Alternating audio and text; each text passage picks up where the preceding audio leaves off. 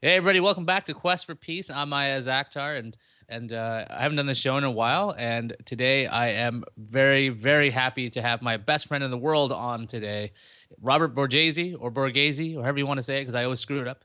He is on, How's it and going? he's seen his lower third. Known me for 17 years.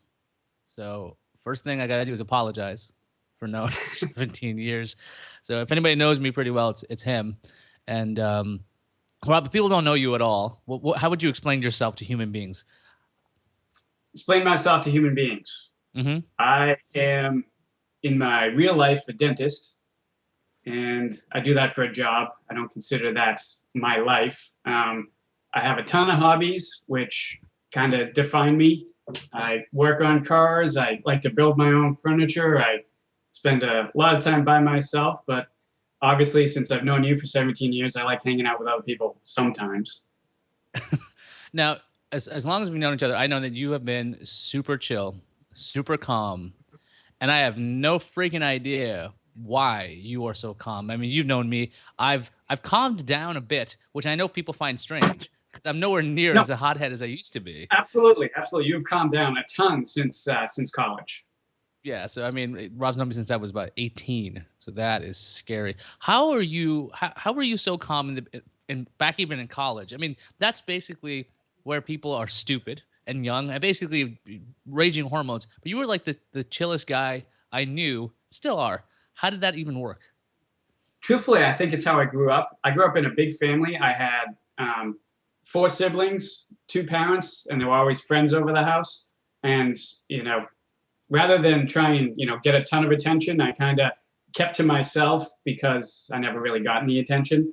And so I found that that made me able to kind of amuse myself and kind of stay in my head. So that's how I stay calm. Is I have an inner dialogue that if people are doing weird things and pissing me off outside there, it's all in my head, but I don't let it out. I don't let it be seen, visually to everybody else. Yeah, but how do you stop that connection? Because the voice in my head is usually yelling. All right, it's like it sounds like George Costanza sometimes, just freaking out all the time. But how do you disconnect from here to here? Because sometimes I'm like, this has got to It's come a, out. I got to say it, but you do it. I think it's a personality thing. I think it's, people always throw around the word introvert, extrovert. Some people have to say everything they're thinking, and some people never say what they're thinking. I think it has a lot to do with that and kind of, what business you're in, how you force yourself to be. I think anybody can force themselves to be, an introvert and extrovert in certain situations, but everybody has a base that they like to go down to. Me, I'm obviously an introvert. I like my alone time, which is what keeps me calm. And when I'm in a group of tons of people, unless it's, all people I know, sometimes I force myself to be an extrovert. But usually I kind of sit back and contribute when the conversation comes to me. But, in your case, I mean, considering the careers you've chosen and being online personality and everything, you had to be an extrovert. So anything that you're thinking needed to come out. And so that's really been ingrained in you. And it's one of the things I like about you. Oh, that's really nice. Usually the guests don't say that. They don't say that they like me. They're on the show and Well, they're just like, well, "Hi." in order to be your friend for 17 years, I had to like you a little bit. Yeah, I like you too. It's just I've had the worst time when it comes to actually not saying what I'm thinking because a lot of it, you're right. My old gig, I was basically on air most of the time. So when I'm sitting there, you can't have dead air. So you just keep yammering anyway. And so basically anything Right. I was thinking would come out. But when it's the raging, screaming voice in my head, I literally nowadays I bite my tongue. I'm like, hey, that saying must mean something. So I try it. And for the most part, it works. But you get to do something that I can't. You have alone time. Now, I moved to Manhattan. Yes. You know this in Yeah. June, and I live in 500 square feet. I've got two dogs that are over there. I've got a girlfriend who lives here. So that's four living things in 500 square feet. It's fucking tense. Okay, it can get I really bet. tense because you can't get away, and Mhm. and otherwise, and if you just go into the bedroom, that's just odd because it's like not like there's space in there. And yeah, I'm swearing on the show. Sorry about that, kids. Um, I will try to refrain from here on in because that was a pretty big one. But yeah, it gets tense. But how did you find your? I mean, you were in a big family. How did you get alone time back then? Well, the thing is, I've perfected the ability, I can be around other people and still feel like I'm alone. And people sometimes think this is rude, but you've seen it before. I can sit there doing my own thing with somebody else in the room, and it's almost like that other person isn't even there. I don't speak or anything for, and then if perhaps I have a question or something, or I want to start talking, I do. But I can be around other people and still feel like it's alone time. I guess it's, I kind of block everything else out if I can. Obviously, girlfriends tend to be harder to block out. And in the past, when I have lived with somebody, they kind of learned to live with the fact that sometimes I would just kind of zone out for a while from them. And if they didn't, it obviously didn't work out. I tried your method. I have tried your method of just silently like doing something on my own, whether it's on an iDevice or just sitting on it with a laptop or just looking at a Kindle these days. But it's actually happened. It's gotten to the point where my son, he goes, "Dad, why are you not talking? Dad, why are you not talking? Dad, why are you not talking?" Because he thinks something's gone wrong, and he's usually right. If I'm talking to him and I stop talking and I'm upset for some reason because he's like, like kicked something or destroyed something, I will be calm, but I'll be quiet. And it's gotten to the point where if I'm not speaking, it's like a universal sign that something has gone wrong. So it does. I can't use your method. So you suck. I can't apply your method because nobody believes me. I see. So because you are the way that you are, people expect you to be talking all the time. So now that when you try and change things up and be silent and be still, people think you're either pissed off or depressed or something. Yeah, it's really weird because like to make a shift, it's for people to see me be quiet, at least in a social setting. Man, at work I'm pretty quiet. If I go into the office, I'm not exactly like. Actually, I pretty much don't ever really shut up. But when I'm quiet, it's unusual. So yeah. I'm trying to. I'm like, maybe that's the secret. If you just don't say everything you think, it doesn't really mean anything because you're not insulting anybody. But in my case, because I have this stupid face, I can have like a disgusted look on my face because of any reason, and it can be misread by pretty much any human being. I'm not saying this. It's not just like Liz. Like my mom would do this, where she's like, get that look off your face. I'm like, I wasn't saying anything. It's just a look on my face. Yeah. But you've managed to not deal with. I mean, you've seen me from every which range of emotion.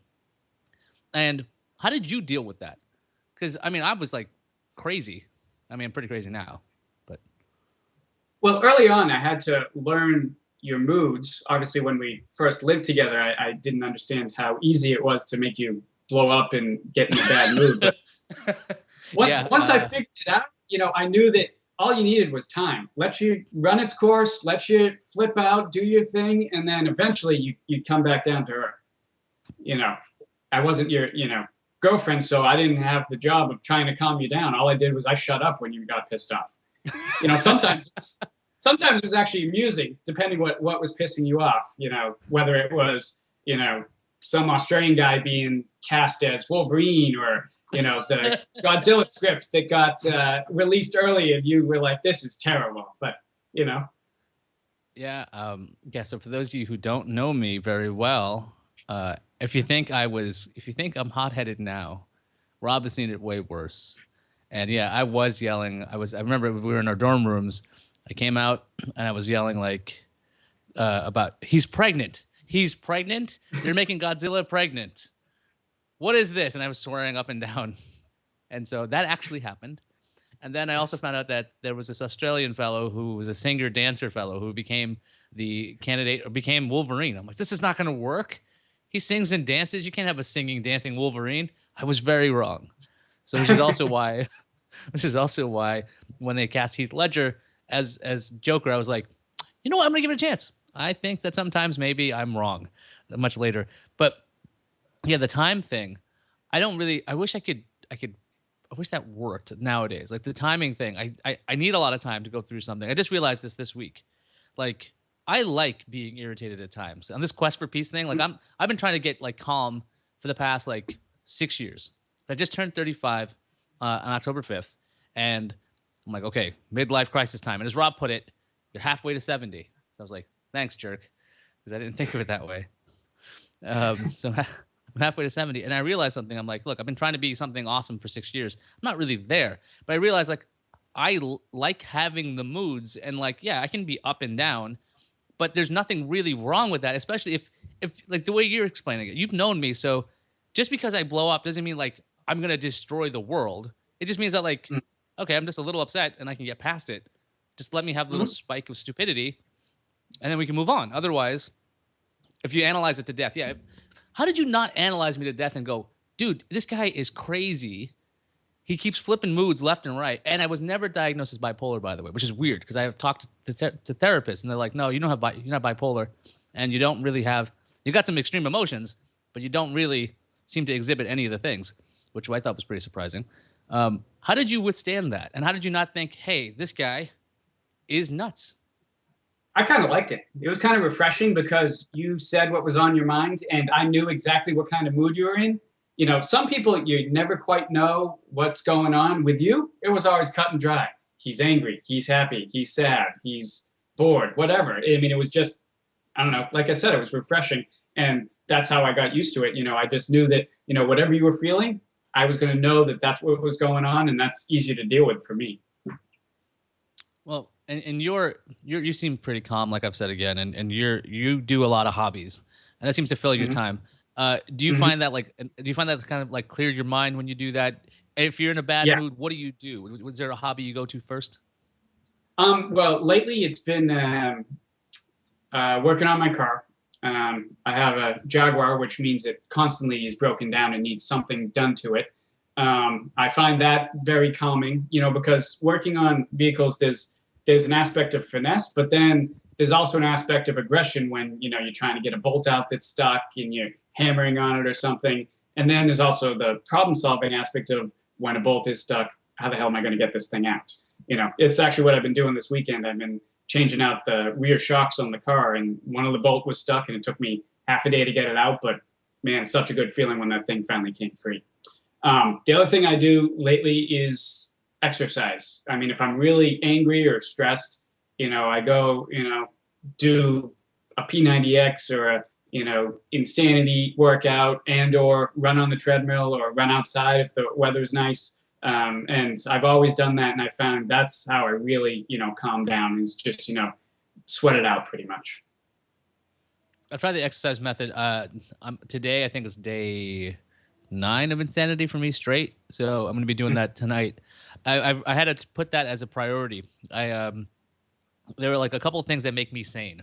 It's like sleep, exercise, and like good food. Really, actually, like good fuel. And I've come to the terms with this idea where if people ask me, "Hey, do you want to do something after work?" I'm like, "No, I can't." Because in my head, I'm at 7 o'clock. I got to work out here, and I live on the fourth floor. So I asked my neighbor downstairs if there's an okay time for this. She's like 7 o'clock's great for me, 7 p.m. So I know I have an hour window at 8 o'clock in the morning, which I'm never here, or I can do it at 7 o'clock at night. So I have this one like these windows that I can use only for this thing. Since as you know, Insanity's jumping around a lot. So I don't want to be that Yes. neighbor who's like thumping on the ground, especially when the workout's over where I just collapse, which is what I do. Mm-hmm. So like I've made it a priority, and it's definitely been very helpful in a pursuit of calmness in general because like you can just let it out there. In a shitty mood, you just flat out go. I remember P90X when I would do that angry. When I do P90X angry, I would just pass all of the breaks. I'd be done in like 35 minutes because I was just Mm-hmm. like killing it. Um, but it's very difficult. Like this, it's so odd to find how much has to change because you're in a small space in an apartment on the fourth floor. Like you're working on cars. Like I don't know what I could work on here. I don't have a car anymore. I occasionally mess with the home theater behind me, but I don't like messing with it because it's all wired like really pretty and everything. I don't want to mess with it. Uh, you got any ideas on how to stay calm if you were crammed in a small space? What would you be doing? When I was crammed in a small space, I found myself turning more to, um, I guess, building computers, um, playing video games, but video games that made me think more, you know, kind of work through type games, not just like, you know, blind shoot 'em up kind of things.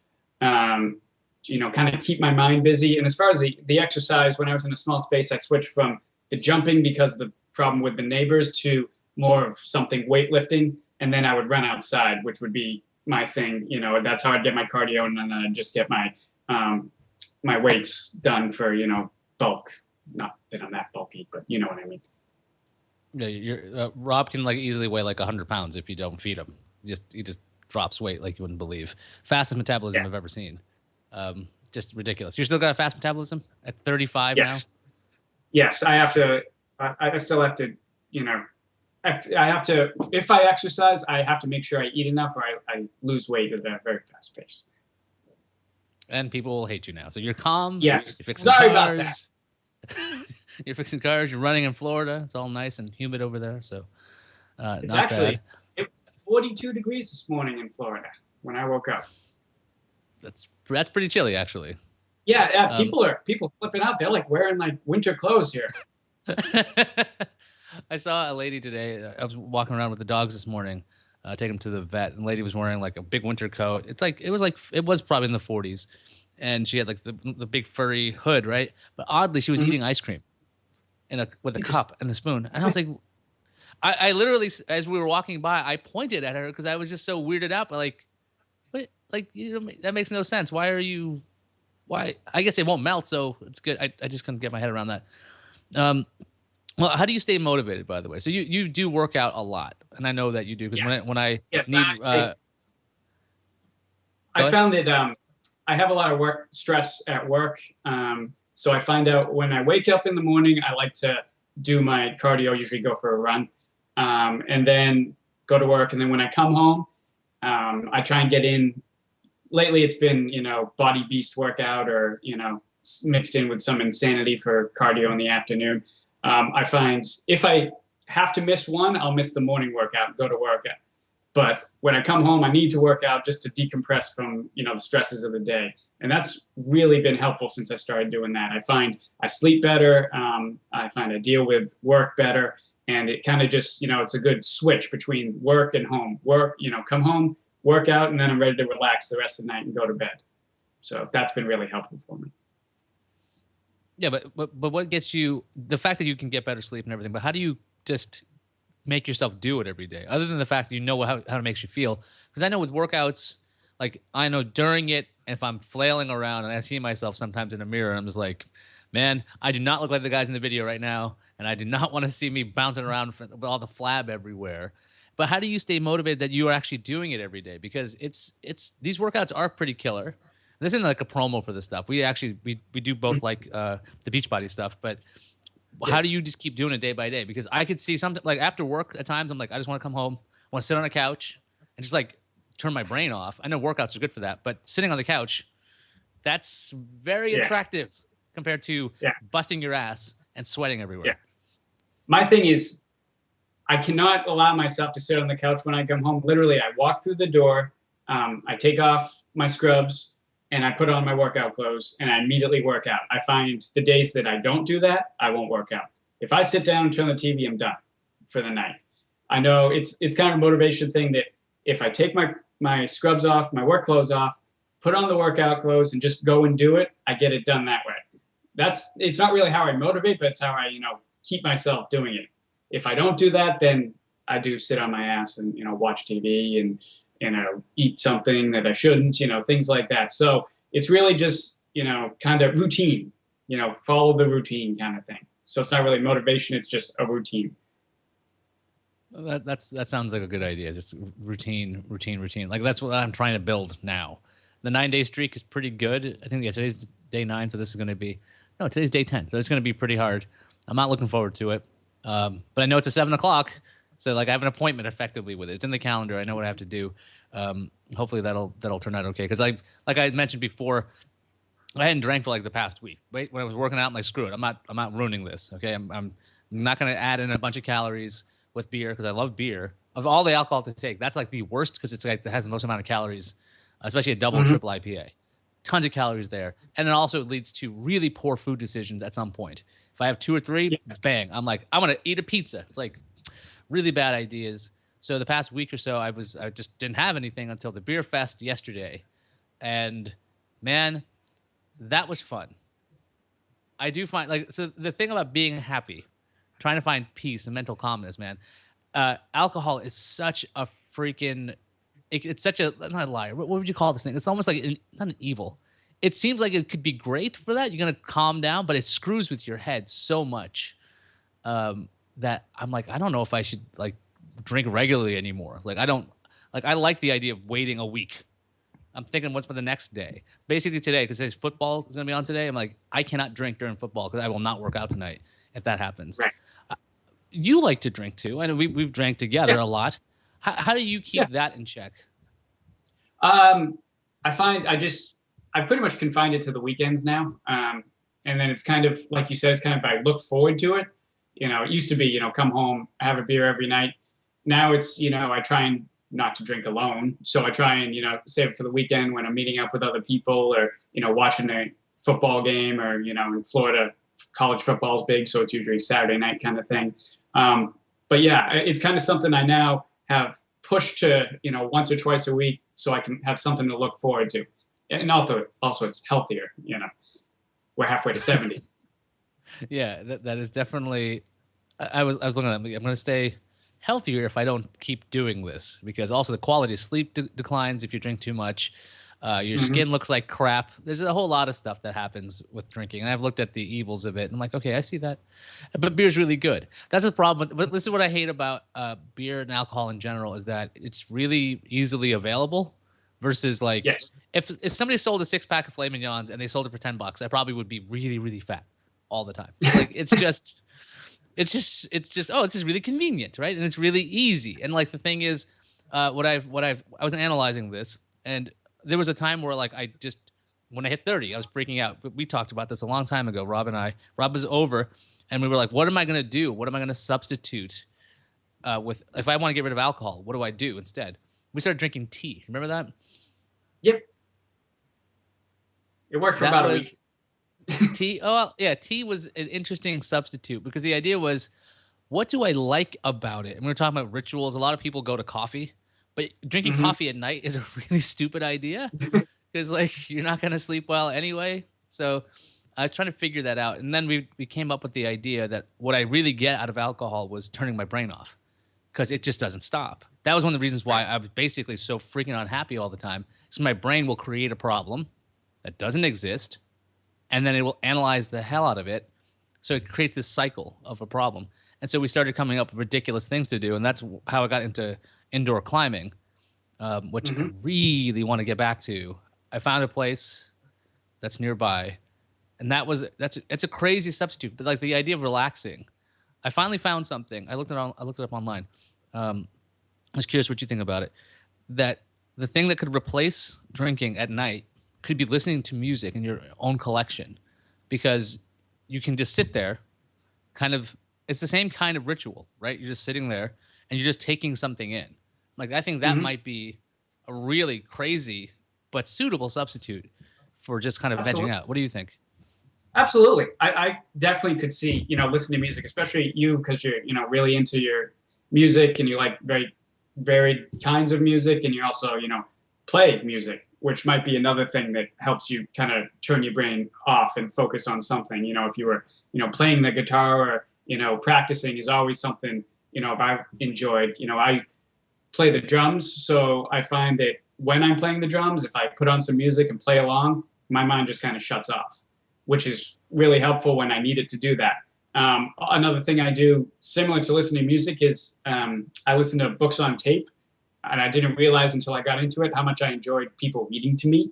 Maybe it's, a throwback from when you're a little kid and your mom's reading to you before bed. But I find it, I focus on the words and I really do just kind of space out and listen to the story, which is kind of cool. You listen to fiction or nonfiction? I do both. The most recently it was nonfiction. It's a story about the Carroll Shelby and Ford and their battle against Ferrari for the Le Mans in the 60s, which was really interesting, just seeing the tit for tat and everything and hearing, the history between, Enzo Ferrari and Carroll Shelby, who are two of the most colorful people, in motorsports. And then before that, it was like a fantasy novel that, was in a series that I like to read. So it really is, doesn't matter what it is, it's just, something to read, and sometimes it's like in the nonfiction, sometimes I'll read something political or comedy or something like that, and that's always funny too. That's an interesting idea. I've been listening to a lot of tech stuff lately. A friend of mine, Jonathan Strickland, he does that show, and it's I don't have a long commute anymore. I used to have like this crazy long commute to San Francisco from Petaluma. It was about an hour and a Mhm. half. So I used to watch lots of TV and listen to a lot of different shows. But my commute's now about 30 minutes, so which is great. I mean, I love the fact that I don't have a huge commute, but I need something smaller because I don't know if I could listen to a book in 30-minute increments because I think it would just be really staggered and it would probably it'd take me like what like a couple of weeks to get a thing done. Um, Yeah, it takes. yeah, so that's what I've been listening to a lot of, just learning like ridiculous things of like how a refrigerator works and how does a washing machine work, or like the history of the Xbox. Like these little, they're all interesting stuff. This is not like, and Strickland is not paying me to say this either. So like I enjoy the program, and I've been using that to kind of tune out a bit. But Yeah. do you find the news stressful at all? Because I at some point, like I used to get a free paper every time I went to the subway. There was like AM New York. I would take a look at it to see what was going on in the world. But then I read this story about somebody saying that this weird fascination that humans have with ingesting news, especially with like today's culture, that it's actually very detrimental, and there's very little that you actually get out of it. Do you stay up on the news? Does that stuff stress you out, or do you just kind of space out when it comes to that? I don't look a lot at the news. I mean, unfortunately, I follow sports, so I'll read that because it's kind of mindless and I find it doesn't upset me. When I do, sit down and go to a website and read the newspaper, it usually kind of pisses me off, about the world and, things I can't control. So it's not worth me being upset for things I can't control. I need to keep up a little bit on it because as a dentist, my patients sometimes ask me about it. But I wouldn't say, I wake up and look at the news and, all the time. Because like I said, it does sometimes upset me, with things I can't control. Yeah, that's something I've kind of pulled off of. I used to be like a bit of a news junkie when it came to tech news, or if it was about sports news or just world news, I'd be paying attention to because I like to have an idea of what's going on in the world. But a lot of it is really freaking upsetting. It does stress me out at times. And that was something that like I've actively chosen to not like pick up the paper. So I'll just listen to a show instead, listen to music Mm-hmm. on the train. It's also physically easier than holding a newspaper. I will say that. But this idea of kind of choosing what to spend your time on, because it used to be like I kind of was passive when it came to what I was doing. Like, okay, I'm coming home. What's going to happen now? And I don't really like to Mm-hmm. plan. I really hate planning stuff out. I can follow a plan, but I don't want to make plans. Like every time it's like I just book a flight for Las Vegas for CES, and I hate that stuff. So I'm trying to really focus on when I'm spending any single second. It better be something that I'm getting some kind of joy out of. I've been trying to follow the model of the dogs. I've read about animals, and I have two dogs. So I read something called The Dog's Mind, or A Dog's Mm-hmm. Mind. And this thing that just tells you that basically all they think is this fun? We should be doing fun. Let's be fun. It's like, could you imagine simply thinking that? And if something bad happens, like, okay, that's over. This is fun now, right? Like, there's no grudges with dogs unless you really traumatize them. It's really hard for them to like stay angry about something. So this is a crazy but dumb idea that I've been trying. But you see, you don't have. I wish I could just emulate your way of. I am calm because I grew up in a house where folks were yelling, lots of yelling in my house, and your family was very large, but you didn't have a lot of yelling. You had to like calm people around. What advice do you have for people that are trying to figure out how to be happy? How to be happy or how to be calm? I mean, they're mutually exclusive. You don't necessarily have to be calm to be happy. I mean, I feel like you could be happy the way you are, and I don't think you'd be happy if you were calm all the time. I think you need to be irritated and a little angry at times. You need to let that out. That's your way, and that's how you stay sane, which then equals happiness. Like I said, everybody's different is the big thing. I don't have a girlfriend right now. I live alone. And like I said, I like my alone time. And I know that's what I need. But a lot of people need to be around other people at all times to be happy. And that's fine too. The biggest thing is everybody needs to find what makes them happy. Usually that's lowering your stress and increasing your enjoyment in life. Now, if you have to work less or change jobs to do that, that's one thing to lower stress. Increasing enjoyment, make sure when you're out of work, you're doing what you want to be doing, not what you feel like you have to be doing, I think is the big thing. A lot of people do things because they think it's what they need to do, and they keep doing them beyond the point that they're not happy doing them. Yeah, I know it's easy to say, find a new job or, find a new hobby, but really the biggest thing is self-assessment. What is bothering you? Why aren't you happy? And then trying to fix it, which is the hard part. But the biggest thing is you need to find what it is that's not making you happy and try and replace it with things that make you happy. And it seems simple, but it's really not. It's really difficult, and it's taken me, 35 years to kind of figure it out, and I'm still learning. Yeah, see, that's weird that the first thing you said kind of threw me for a loop, that you don't have to be calm to be happy. That's something I'm kind of coming up with, and as you're saying it, like I'm just, my mind's like trying to adjust to that, because my idea was, okay, here's the deal. I'm annoyed. I get annoyed at everything, right? Like I get bumped on the subway, someone just say excuse me, or like if there's somebody didn't pick up after their dog or whatever. Let's just pretty much, if it exists, it can annoy me. So my concept was, what if I wasn't always burning? What if I wasn't always annoyed? So I tried to get into this whole inner calmness thing. If I could figure this out, nothing would annoy me. So if nothing annoyed me, then I couldn't get angry. This is my theory, all right? Kind of looking into this whole Buddhism stuff, looking into meditation, trying to be more mindful in general, kind of enjoy like the little things. I enjoy things a little bit more than I used to, but to be calm. And when I finally, like, I cracked what was like last week or so, and I was like, wait, I think being upset is sort of something I need to do from time to time. I don't know how monks do it. I don't know how the Dalai Lama is always laughing. I don't really get it, but maybe that's right. But why do you think it's exclusive? Why do you think that you don't have to be calm to be happy? Like, are there people that are like just, I don't know if this is going to work for me, by the way. I just thought about this like last week where I'm like, yeah, wait a minute. I can just be annoyed and let that go and I'll be fine. But how do you have that in your head that they can be separate? Well, I think, like I keep saying today, everybody's different. And I see a lot of this in my family. I mean, we are this tons of different personalities, and we all get together and we get along really well. But everybody has different things, and that's why I've learned a lot about people, is from my family. So, some of us, I'm not going to say which siblings, get angry much easier than others, and they get over it, and that's what they need to do. That's their process. Everybody has a process that, they need to get through the day pretty much. And being calm happens to be mine. I do not like getting upset.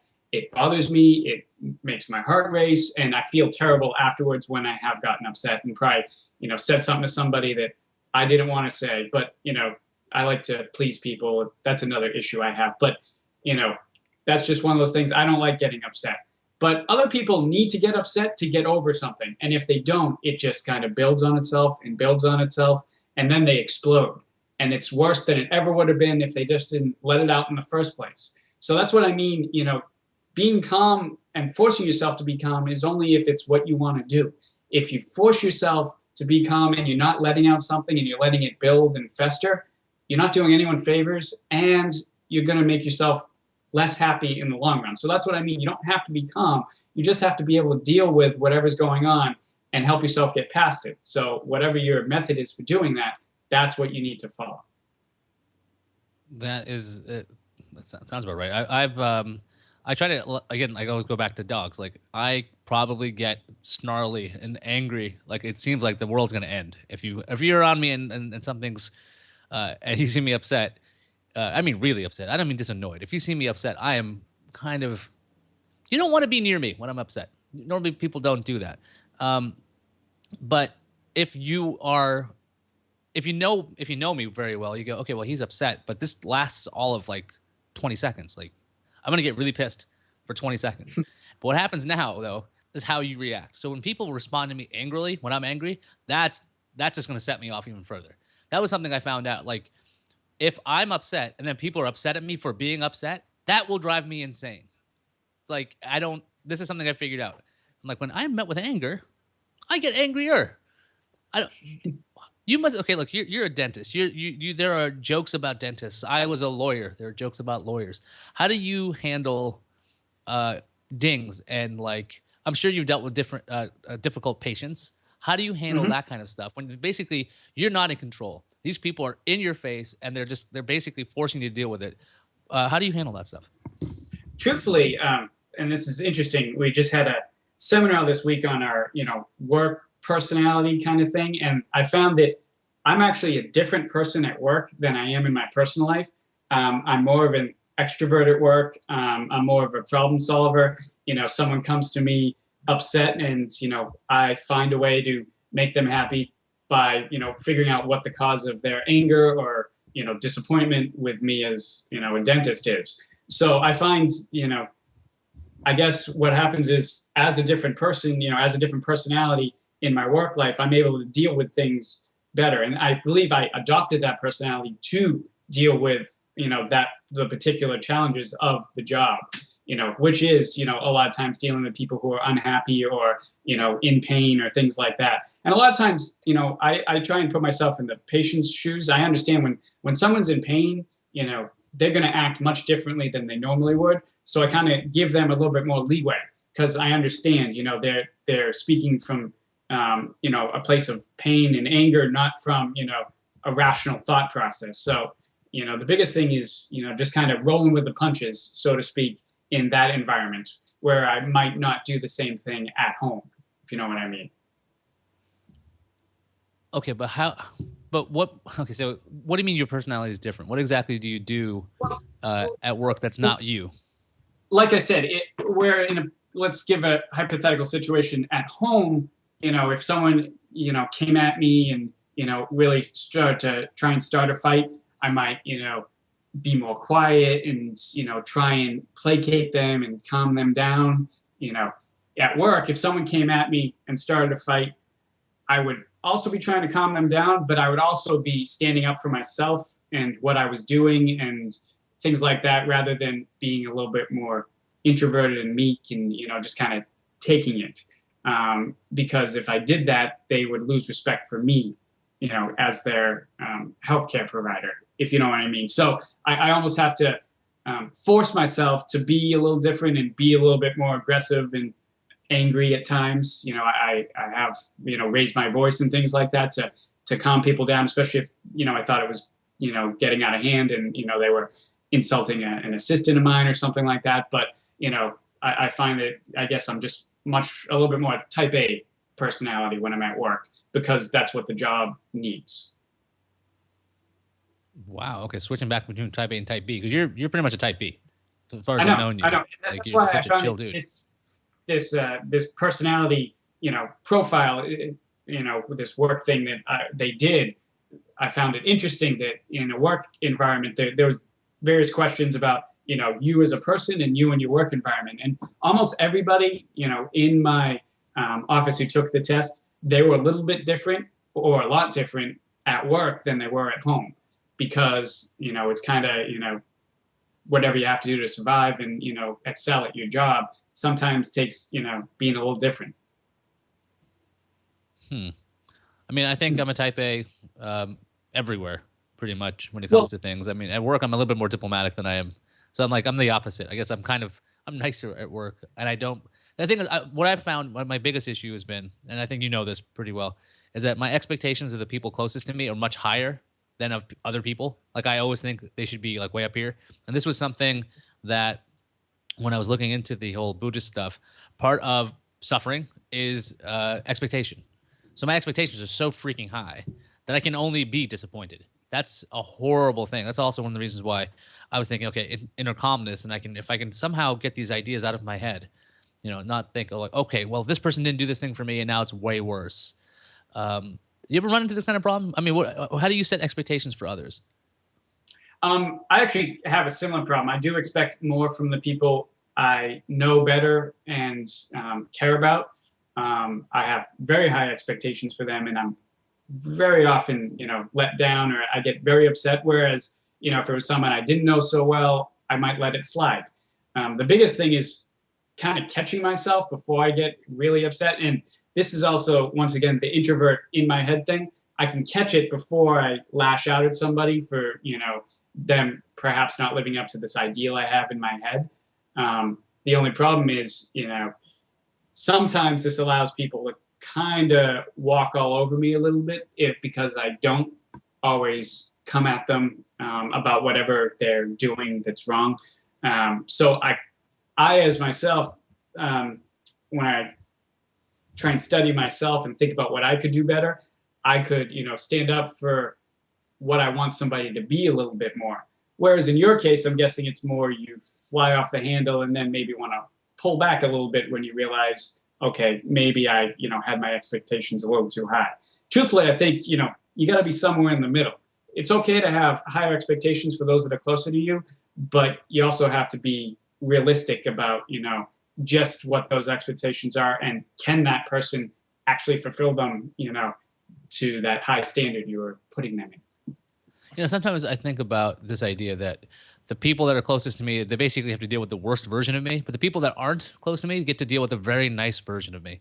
And I wondered about this for a while. I'm like, what if I just flipped it entirely? Like if I just saved every like nice thing I say, if I just saved the amount of patience I had for the people I love the most, if I just did that, I'd be basically an asshole to everybody else. Could that actually work? Because like the thing about it is there's a lot of willpower. And I was reading about willpower a while ago. Like there's basically, it's not like it's infinite. In the course of a day, like you're more likely to make bad decisions at the end of the day than you would be at the beginning of the day because you basically are taking dings. In my case, like if I'm trying to eat right, trying to make sure that I exercise. If you're trying to do all these things that require willpower, by the end of the day, you're exhausted and you're much more likely to cause, not have a fight, but you're going to be a little bit more agitated. What do you think of the idea of just being a jerk to everybody else and just try to be super nice to the people near you? Because like I don't think that actually would work very well because I haven't tried it. It's just an idea that I had. I'm like, this could work, but sometimes I just feel like I'm not nice enough to the people closest to me, and that obviously will totally be important to this whole idea of being happy and peaceful. Because if the people around me are happy, I'm happy. But if I'm not happy, it's a whole mess. What do you think? I don't think it works because society really doesn't let you be an asshole without repercussions. People might become agitated with you very easily, and these people, if you're not doing it with the people closest to you, it means you're doing it with either strangers on the street or people at work, or just semi-acquaintances kind of thing. And these are the people that are more likely to not understand you and lash out at you because you're being maybe not so nice. The problem with that is then if it's at work, you have to deal with it. If it's a stranger, maybe it ends the situation, but it could become physical, which is a problem. And then with the acquaintances, those acquaintances might have become good friends and now they won't because you maybe weren't as nice to them as you would have been. But whereas when you're not nice to the people who know you well, they're more able to understand why you're not being nice, why you're angry, and probably more able to deal with it and, move past it. Does that make sense? Yeah, it definitely does. I mean, I think there's a reason why I haven't implemented it in real life because, yeah, you're right. It's, lashing out at people in the subway, probably a bad idea. Somebody's going to take a swing at me at some point. All right. I got a punchable face. So when it comes to that kind of thing, I don't exactly. Every now and then, though, I will say something. I'm like, I'm getting off the train here when the people just decide to run in. That's as much as I will be a little rude outside because it's just like I am not staying on this train. I have things to do, so I might have to say something about it. But yeah, there is the chance that people will forgive you or understand you better if and when that happens. I mean, I've been trying to keep my temper under control, but man, it doesn't work. Like it comes out. It's almost involuntary at times where like I've said it out loud and I'm like, oh man, if I just kept that in my head, everything would have been fine. But you just had to do it. So you have better impulse control then. That must be it. How could somebody get better at impulse control? Any ideas? I think that's very difficult. I think impulse control is something, I think it's an inherent part of your personality, and I think it's very hard to change it. I've maybe not always had as good impulse control as I have now, but I've always been able to reel it in when I lose my temper pretty quickly. But, by definition, temper, when you lose it, it's gone and you lash out. And it's happened with me, and it's usually definitely, as we were saying, the people that are closest to you that get the brunt of it. And I don't like it when I lose my temper, but I actually think sometimes it needs to happen. It's your mind and personality's way of getting out what's really pissing you off, and letting the person who's pissing you off know that maybe they've gone too far, and maybe they don't want to do that again in the future. You're not easily offended, right? No, I mean, it takes a lot to. Yeah, it takes a really long time to get you angry. I remember when we were in college, and I think your sister wrecked the car that you had fixed. I think it was the 442. Yes. And you were I was more angry than you were, which was very odd. How were you not angry about that? So the backstory is Rob fixed up, correct me if I'm wrong, you fixed up an Oldsmobile 442. It was like freaking awesome when you were done with it. It was beautiful. I believe it was a red convertible. Am I right? Yeah, red with black interior and a black convertible top. Yeah. And your sister backed it into something and like kind of wrecked the car. Is that right? Yeah. And you were like super chill. You're like, okay, is she okay? She's fine. And then like you were okay about this, even though you spent all this time on this car. How? I mean, one, does this even stand out in your head? It does stand out in mine because I was just shocked that I was more upset than you were. How did that even work in your head? The biggest thing is I was concerned for my sister. That's why the first question when anybody is ever in an accident in my car or anything like that, are they okay? I'm more, a car can be replaced. And this was, actually think this comes from my father. I was in accidents when I first, got my license, and he would never get upset at me. He understood, it was an accident, whether it was my fault, someone else's fault. His first question was always, are you okay? And then when I said yes, his thing would be like, so it doesn't matter. Whatever happened to the car, we can fix, or we can get you a new car. It's just a thing. So the biggest thing is, the priorities in life. Obviously, health, happiness are much more important than a thing, which is a car. Was I upset? Yeah, I was upset. But in the big scheme of things, to me, that wasn't that important. I could fix another car. That was the part I liked anyway, was the fixing part, getting to the nice part. So I kind of glass half full kind of thing. I found the bright side of it. I knew that, either I would be fixing that car, or, I would be getting rid of that and getting something else that I could work on, which is, once again, going back to how I deal with stress and get over it. So it's kind of, looking for the bright side is the big thing I always try and do. That is a really healthy way to put that. I know with my son, I'm basically trying to make sure that he doesn't deal with what I dealt with. And just basically, when accidents happen, same thing. I'm like, one, are you okay? And two, is like, do you understand why I was telling you originally not to do that? He's like, oh, I see, because I got hurt. It's like, yes, that's why I tell you this. He's like, oh, okay. Because I try to explain to him why I'm not just like, I try so hard to not just say because I told you or because I'm your dad. Like, I don't want to use these as reasoning. It has happened on occasion because he's asking like 1,000 questions, and then I'm just, when you're fried, you're fried. Sometimes it happens, but right. I want to. That's the giant reason why I wanted to be a better person and have some kind of calmness. Because the thing is, I have a son, and I want to make sure that he is raised right. I want to make sure that he can handle what's going to happen to him. Because if he's going to be like me, because he is me, I have to know how to fix this thing before I can tell him what to, like, okay, by the way, you're going to feel this. You're going to have this kind of emotion. It's going to be incredibly strong. Here's how this is going to work out. Or here's the best method I have found in my years of dealing with this. Because he's going to be raw, right? I mean, there's going to be a whole lot of stuff that's going to happen to him. I look at him sometimes and I'm like, man, somebody's going to break this kid's heart. And he's going to have really bad days at times. And he's always smiling. He's always laughing. He's a really good kid. And I've seen some really crappy kids out there when we go out to parks and things. He's a very well-behaved boy. And so I'm just like, okay, I need to make sure that I can figure me out. So he's got insight into this, because otherwise I don't have any, like, I can't ask my mom is not really great at handling her own temper. So I can't really go, hey mom, how do you do this? My dad's no longer with us. So he was always really calm, and you've met him. He was a pretty chill guy. Yeah. It took a lot to piss him off. Like he would not yell. He would basically get yelled at for like, I'd say about an hour between my parents fighting before he would get angry, or at least he'd verbalize it. He would normally just stay at a really even tone. So I obviously did not inherit his temperament. And so this idea of like, how do you get there for this kid, for the kid? Like, I want to make sure that my boy knows, okay, this is what a good relationship looks like. There's no yelling involved in a relationship. Um, there's no like fighting. There's a unified front of parents, even though my wife and I are, well, ex-wife now, we're not together. So like this kind of thing is still there. What? I don't even know. I just got lost talking there. The idea was that I'm trying to just figure out how to be calm for the boy.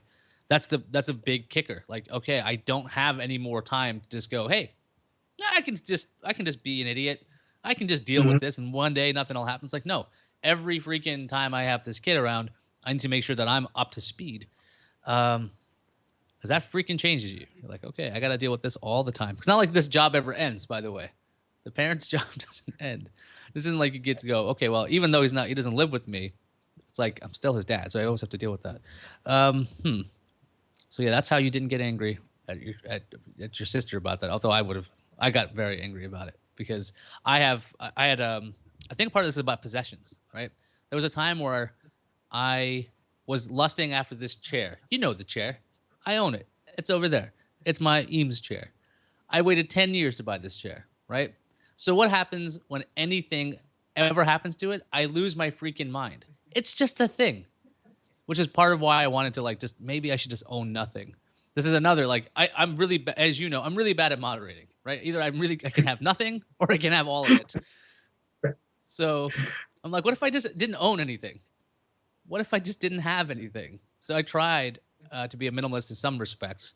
Like I tried not to have you know this about me, but the like how many extra cables I would always have. Like I would probably have like thousands of USB cables, thousands of RCA cables, everything you would know. Like why do I have I think I still have telephone cable, which I don't really need. But so conceptually, I'm trying to own less. Do you find yourself ever like so there, you really don't have possessions where you do that because if your car was like that. So you don't so you're not a minimalist, I would assume. Not a minimalist, but I do not like clutter. I need organization. I don't know. It's just part of my personality. So if I find things are getting cluttered, I will get rid of things. Be it sell them on eBay, throw them away if they're not useful to anybody. I don't keep a lot of old clothing that I don't wear. If it's something I don't wear, I either give it away or throw it away if it's not something that's nice enough to give to Goodwill or something like that. So it's not a minimalist. If I need something, I buy it. I allow myself, to buy things that, like make me happy. If I need, a new treadmill because I like to run, I'll buy a new treadmill. If I, need a part for the car, I'll definitely buy it. But I don't like to have superfluous stuff that I'm not going to use. That's the biggest thing. Everything, I have in my house is something that I use, as far as things in the kitchen. If I don't have a lot of, small appliances that I don't use, because, that one time I really wanted an ice cream maker. It just annoys me because it clutters up the house. So, in some respects, yes, I keep things to a minimum, but I do allow myself to have things that I do want. So yeah, okay. So I could just shoot the breeze with you all day. It's just like, oh yeah, we got lots of stories, man. We've got lots lots of stories of stuff that we've done. Um, hmm. But we've been talking for about an hour. So for our show, I should say goodbye for the show. Do you have anything you'd like to say before we say goodbye to the audience? Just if you're trying to be Zen and looking for peace, self introspection is the most important thing. Just look inside yourself and try and figure yourself out. And, that's easier said than done. But, a little self awareness allows you to figure out what's going wrong. And don't be afraid to change things and try new things, in order to make yourself happier, calmer, whatever you're looking for. Just the biggest thing is, no fear. If it doesn't work, you can always change back to something else or do something else. So the biggest thing is, don't be afraid and go for it. Yeah, and one of the things I've also found is that you can look into these things, you can read about it all the time, you can listen to books and everything. If you don't actually practice it, it just doesn't work. It's like just like exercise. It's getting your brain to change and make these new connections requires actual work, and it's gonna feel weird, by the way. So if you're like struggling like me, just don't be afraid. If you are failing at things, that's going to be normal. It's going to be completely normal to not be. You're not going to be Zen tomorrow. You're not going to be super calm.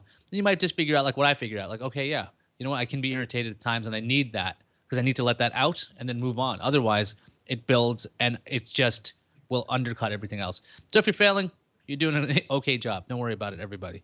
So yeah, this was Quest for Peace. I'm Iyaz Akhtar. That was Robert Borgesi, the man who's known me for 17 years on purpose, I will add. So thanks for being on.